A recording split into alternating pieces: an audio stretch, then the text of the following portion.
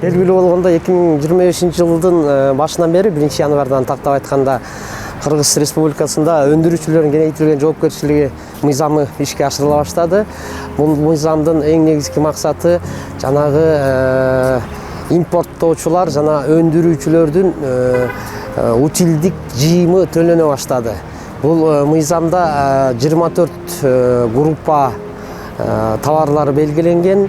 Анын ичинде 330 товардын саны такталат.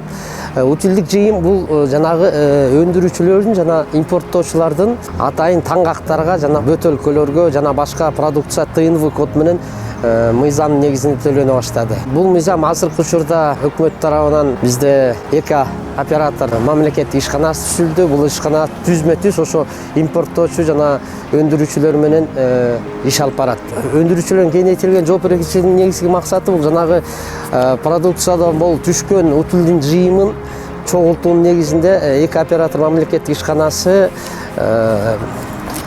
ошо таңгактарга, упаковкаларга жана калдыктарга атайын жыйым чогултулуп, бара-бара ошону кайра иштетүү ишканалары менен түздөн-түз иште жүргүзүлөт. Мисалы суусундук саткан компания суусун сатат, бирок калдык калып атат, анын бөтөлкөсү же сырткы таңгагы.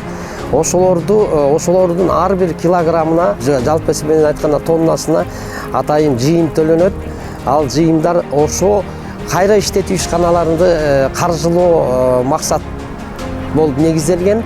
Ошо ишканалар ошо калдыктарды чогултуп, кайра иштетип, кайра экинчи продукция чыгарганга, экинчи сырьёдон продукция чыгарганга жумшалат бул ишканалар. Себеби дегенде негизги азыркы биздин максат жанагы таштанды жайгашуу жайларга калдыктарды алып барбоонун негизи болуп атат.